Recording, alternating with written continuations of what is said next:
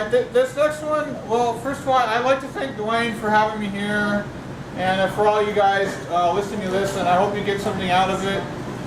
This next one is of some importance to me, and it's for someone very special to me who unfortunately could not be here tonight. But I've been through a lot in a short amount of time that I've been alive, and unfortunately my sister is going through some of the same stuff, so this one's for her. And this is called Inferno.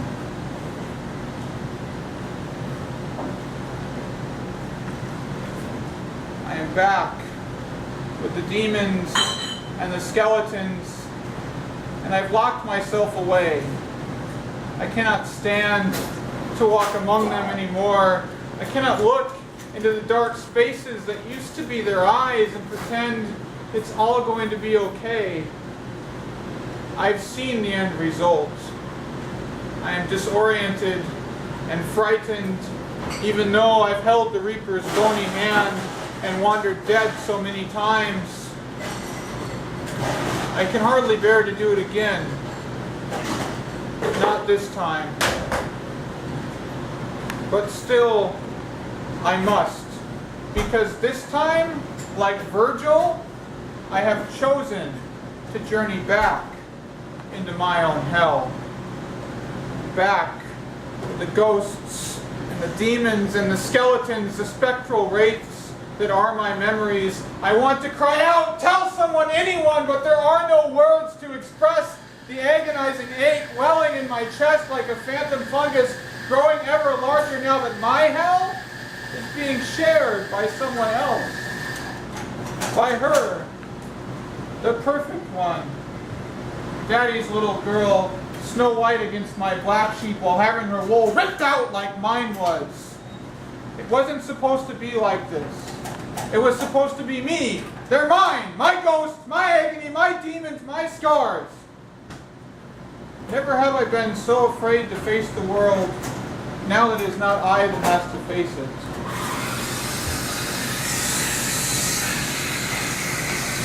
I am back with the ghosts and the demons and the skeletons with their scrubs and their scalpels, and I can't stand that they're ignoring me as they get ready to cut into her.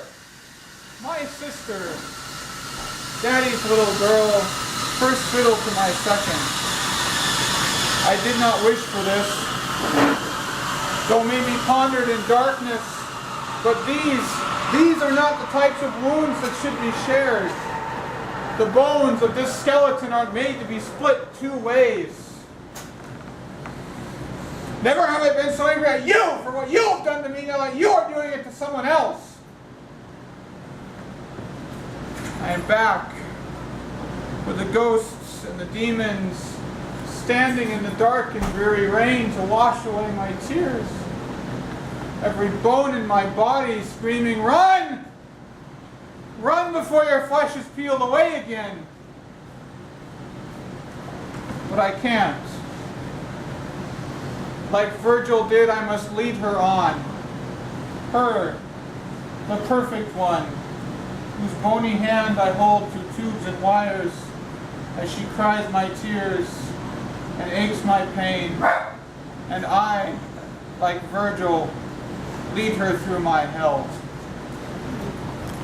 Woo! Yeah! Yeah! Whew.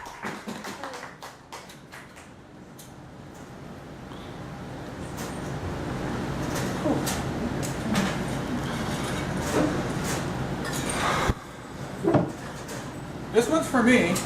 This is called Scars.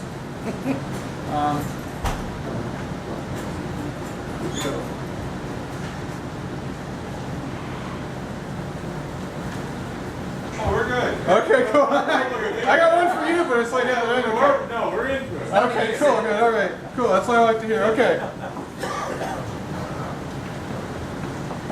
All right. So this is called Scars. All of us have scars, but not all of them are visible. Some you might see if I pointed them out to you, but there are others too that are different, intangible, invisible, inside me so deep they cannot be removed. A great massive scar filling the gap where my joy was inadvertently ripped from me. Every day I see this scar where others do not. When I look in the mirror, I see this thing, this mass, occupying a space within me it does not own. Like a monstrous Tyrannosaurus haphazardly dumped amidst a medieval exhibit, it robs the glamour from all that surrounds it, leaving only a great, dead skeleton. A skeleton that stalks my every hope and dream. It lurks on the fork of every restaurant I might ever hope to eat at. Under the bed of every girl I might ever hope to sleep with.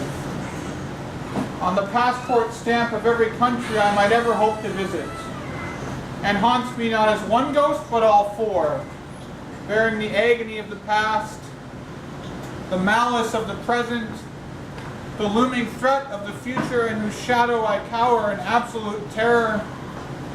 But worst of all that could ever be, it haunts me as the ghost of a friend whom I love dearly, who died early, cut from the world as he was cut from me.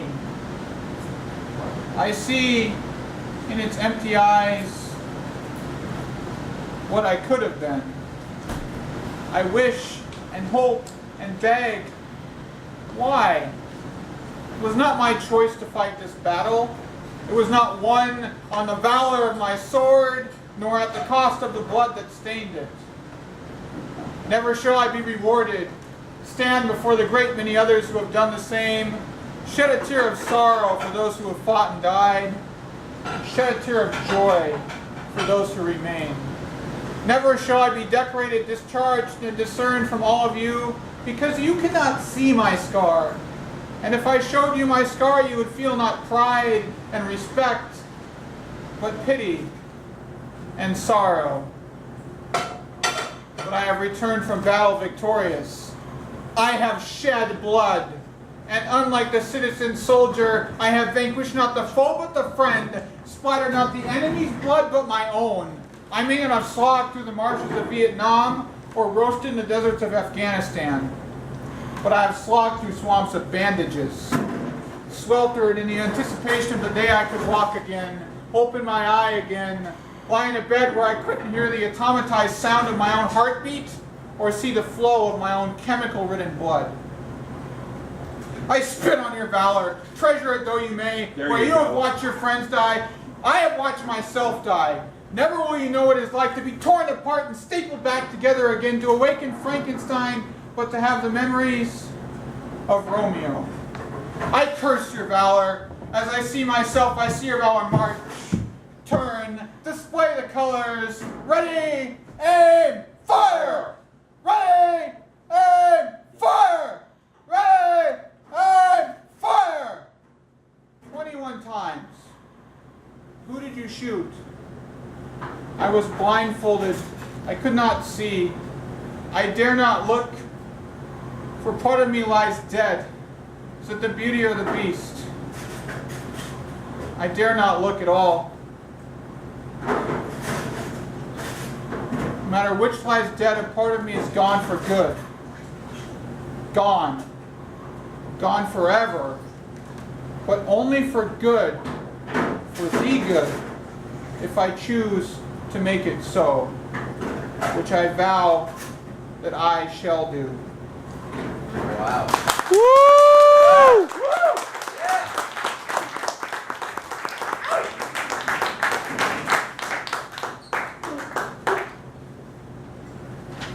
All right, this next one. Get this out of here really quick.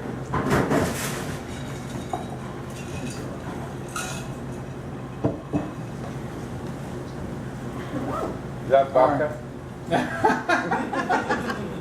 I got one more. No.